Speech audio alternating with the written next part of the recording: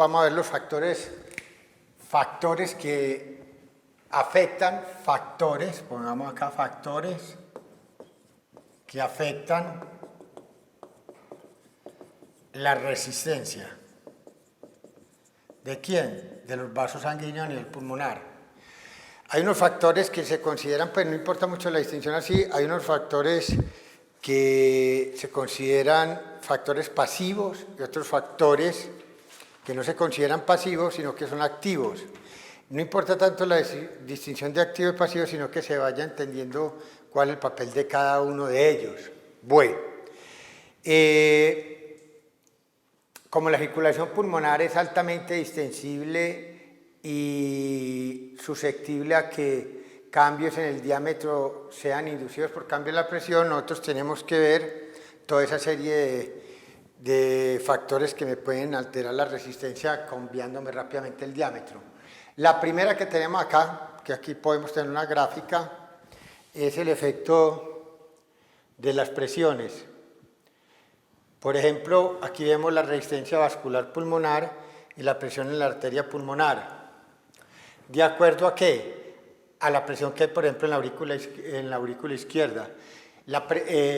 Importante para ver de esto es que la presión en la arteria pulmonar puede ser afectada por sangre proveniente del ventrículo derecho en sentido anterógrado o por sangre en el sentido retrógrado proveniente de la aurícula izquierda. Entonces es obvio que aquí colocan, por ejemplo, que la presión en la arteria pulmonar, por ejemplo en este punto de 20, si la auricular es 14,8, 8,3 y 6,3, mire lo que le va pasando entonces a la resistencia en la resistencia vascular pulmonar. Eso va afectando los valores de presión en la arteria pulmonar a medida que yo voy aumentando los niveles de presión en la aurícula izquierda. Miremos que cuando la aurícula izquierda tiene una presión muy alta, mire que la resistencia vascular pulmonar prácticamente ya está, es casi es plana. Y aquí cuando la presión en la aurícula izquierda es 6, mire que le va pasando cuando la presión en la arteria pulmonar va cambiando con respecto a la resistencia. Importante entonces es ver que como esto es distensible, la arteria aquí pulmonar es distensible, yo puedo afectarla por lo que eyecte el ventrículo derecho o porque el ventrículo izquierdo no sea capaz de eyectar. Todo eso va a hacer un aumento de la presión arterial media aquí pulmonar y me va a afectar los valores de esa presión ahí. Eso me va a afectar entonces mi precarga izquierda alta me puede influir sobre mi presión en los capilares pulmonares. La precarga derecha que me hace que el ventrículo derecho eyecte bastante también va a afectar eso. Entonces para nosotros es importante ver esa relación. Siempre que nosotros aumentemos la presión, por ejemplo, en la aurícula izquierda vamos a distender y dilatar la circulación pulmonar y siempre que mandemos un gasto cardíaco mayor también. Entonces ese es un fenómeno que está claro. El otro tiene que ver con los volúmenes sanguíneos, pero eso ya pues es también un fiel reflejo de lo que nosotros estamos hablando. El volumen sanguíneo pulmonar generalmente es constante, pero puede ocurrir en cambio en ciertas circunstancias. Por ejemplo, cuando uno hace una valsalva sostenida, una aspiración forzada contra glotis cerrada, puede exprimir de 250 mililitros de nuestra sangre, mandar a la circulación sistémica. La falla cardíaca, por ejemplo, el ventrículo izquierdo, va a causar que la sangre se vaya acumulando en los vasos pulmonares, aumentando el volumen un gran porcentaje. El volumen entonces va a reclutar mayor número de capilares y va a descender capilares en forma mayor.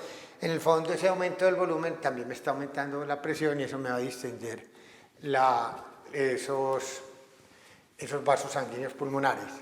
Y el otro gran determinante acá, que lo podemos tener en gráficas, tenemos que ver primero esto para entenderlo, que es lo siguiente. Los vasos pulmonares se dividen en dos. Los que están fuera del alvéolo se llaman extraalveolares. Y la presión en el interior menos la exterior es la presión del dentro del vaso menos la exterior, que es la presión pleural. O sea que la transmural en los extraalveolares es la interior menos la presión pleural. Y la de acá es la presión interior del vaso menos esto, que es el alvéolo, el alveolar. Estos vasos se llaman alveolares. Entonces, la gran mayoría de la circulación es extraalveolar, porque es que las que son alveolares son únicamente los capilares. O sea que arterias, arteriolas, vénulas y venas son extraalveolares, que es la gran mayoría de la circulación. Y prácticamente uno mantiene unos 75 mililitros de sangre en todos los capilares. La circulación pulmonar es demasiado bien repartida en todo su sistema de distribución arterial, venoso y venular. Bueno, el hecho es que cuando yo inspiro, ¿correcto? Al entrar aire más acá, va a estipar los vasos alveolares. Y al inspirar, la presión intrapleural va a caer. Entonces, ¿qué va a ocurrir? Que esta se vuelve más negativa, o sea, menos positiva, o sea, disminuye su valor, y si esta quedara casi constante, esta menos un valor menor da una transmural mayor, en cambio esta transmural acá queda totalmente estripados los vasos alveolarcitos, quedan más comprimidos, y estos quedan más dilatados. Cuando yo expiro, esto bota el aire, entonces deja de comprimir acá, y aquí la presión pleural le va a pasar lo contrario, va a tratar de aumentar, y entonces la transmural disminuye. ¿Eso cómo se va a ver? Pues eso se va a ver en un tipo de gráfico acá. Vamos a ver si lo encontramos por acá. Este es. Miremos acá en este gráfico tenemos la resistencia vascular pulmonar y volumen residual, CRF y CPT o TLC, que es capacidad pulmonar total. En esta gráfica, ¿qué se lee acá? Esto que ven acá, miren, son los vasos extraalveolares y estos son los alveolares. Esta es la resistencia total. O sea que la resistencia total es la suma de esto más esto te da esto, esto más esto te da esto, y así en cada una de ellas. Y nosotros vemos que el ser humano está dispuesto o está hecho en forma tal que la resistencia total es menor cerquita a CRF, y eso no es una coincidencia. Nosotros tenemos la resistencia menor cuando estamos cerquita del volumen que normalmente nosotros mantenemos en reposo antes de tomar el Tidal. Es bien hecho eso. ¿Y qué pasa cuando estamos en CPT? En CPT hacemos una presión intrapleural muy negativa, los vasos extraalveolares no tienen casi resistencia, pero los alveolares están muy estripados. Y en el otro lado, que sería cuando yo tengo un volumen residual verdaderamente muy disminuido, un volumen residual muy bajito, correcto, mire lo que pasa, correcto, la presión intrapleural es muy positiva, los extraalveolares aumentan mucho resistencia, en cambio los alveolos están muy destripados y no tienen casi resistencia, pero la resistencia total es es nula. Entonces eso es importante para lo que vamos a ver. Hay otro tercer tipo de vaso, que es bueno pues nombrarlo, a ver si lo encuentro por acá, es este tipo de vaso. Este vaso es un vaso que se llama vaso en esquina, vaso corner.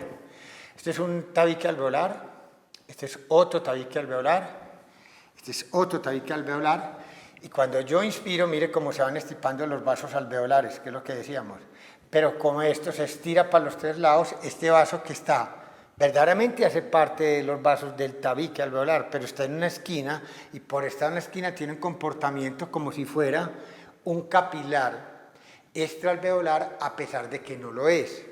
Entonces, esa es otra clasificación de los tipos de capilares, de los vasos de los dos tipos de capilares que hay, que son alveolares, extraalveolares y lo que llaman vasos verdaderamente en esquina, para dejar eso como más clarito.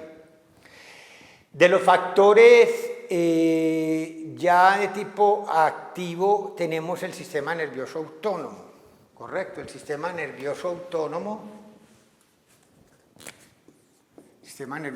está representado por el sistema nervioso simpático y el sistema nervioso parasimpático. Pero la importancia, hay poca evidencia para sugerir que el estímulo del autónomo tenga verdaderamente impacto importante en la circulación pulmonar, y su papel es más bien controversial y más bien de poca importancia. No se le ha visto una buena participación, lo que no quiere decir que el músculo liso sea descuidado a nivel pulmonar. Me refiero a que verdaderamente hay mucha cantidad de músculo liso muy bien inervado por el autónomo, pero para los bronquios. Por eso uno puede hacer broncoconstricción o broncodilatación, broncoconstricción con el vago y broncodilatación con los beta 2. Entonces eso tampoco es como para descuidarlo y decir que es en ningún momento es nada importante. Lo que estamos diciendo es que el músculo liso que rodea los vasos es el que no es muy abundante, o sea que en ese no hay que preocuparse por la regulación del sistema simpático y paraempático sobre esos dos componentes, pues sobre el componente del muscular liso de los vasos. ¿De acuerdo? Aproximadamente la circulación pulmonar consta de 450 o 500 mililitros de sangre, de los cuales 70 mililitros de una persona en reposo están en los capilares. Y eso es una muy buena guía en términos generales, para que usted se dé cuenta cómo está distribuida la sangre en el sistema pulmonar. Con esto concluimos entonces el segundo tema sobre la circulación pulmonar.